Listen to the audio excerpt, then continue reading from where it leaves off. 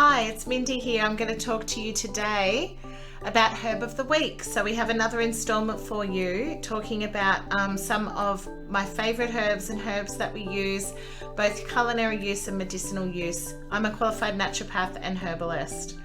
So today we're going to be talking about Bakel skullcap, which is a herb that is used again in Chinese medicine. It's one of the beautiful herbs I have in my dispensary. It's an awesome, well-rounded herb. Bakel skullcap is part of the Lamiaceae family. It has so many different properties and applications, but the main elements of Bakel skullcap that I love to use in clinical practice is the fact that it is anti-allergenic and an antihistamine. So Bakel skullcap has an antioxidant, anti-anxiolytic, it has anti-allergenic, as I mentioned, antipyretic.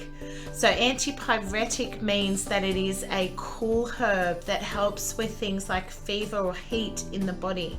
So we know that when we have allergenic type reactions, we often end up with itchy, red, kind of inflamed things going on in the body, and that can include, itchy skin, it can include hives, it can include fevers, and that kind of real hot kind of feeling in the body. So that aims to cool those processes down. And in vivo, they have found that Bakel skullcap actually reduces some of the mast cells that aggregate when there is an allergenic response. So it is one of my main go-to herbs when it comes to allergenic kind of responses to the environment, to foods, and to other things as well. It is also a neuroprotective herb, so it helps the brain and the nervous system to be protected against environmental stimuli, which I think is an amazing component of Bakel skullcap. It's also immunomodulating in the sense that it does downregulate mast cell activity. So in order to reduce histamine, you need to reduce mast cell activity. Now it does that in a number of ways.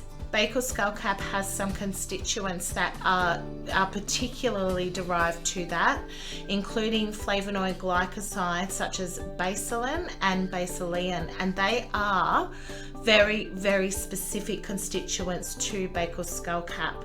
So those flavonoid glycosides are thought to be the components that actually halt mast cell aggregation in Bakel skullcap. So whenever I have a client that presents with eczema, if they present with asthma, if they have any kind of environmental allergenic response to the environment, even if it is temporary, I will often, depending on their personal case, include some Bakel skullcap, as it is a really well tolerated herb in children as well, generally speaking. I also love using Bakel skullcap during times of temporary stress, when things like cortisol, the stress hormone, are a little bit elevated, and that causes a downstream effect of mast cell aggregation. In people that have chronic inflammatory allergy symptoms during springtime, during the change of the seasons, I often will do a course of Bakel skullcap to try and help them reduce some of that mast cell aggregation in combination with other herbs. Now, Bakel skullcap can also be used in times of stress to prevent these allergenic responses happening in the body. I use it occasionally for people recovering from surgery after their window of time has gone where they're allowed to take herbal medicines again. And I use it often in convalescence from sickness as well. So it is very important that you remember that some of these herbs are very powerful medicines. They work gently, they work slowly, and they work over time, but they are very, very powerful. So I would advise not to take Bakel skullcap without talking to a qualified herbalist or naturopath, because Bakel skullcap definitely has some hypotensive actions as well, so it can reduce blood pressure in some people. But overall, a very useful herb to have in your dispensary, and something that I find works very well for people. I hope you've learned a lot about Bakel skullcap today. It's one of my favorite herbs, like they all are. I don't really think I've got a favorite in particular, but it is really, really the one that I reach for when it comes to allergenic conditions. I always have it in a blend or use it in some way when I'm dealing with those mast cells. Have a fantastic day. Thanks, everyone.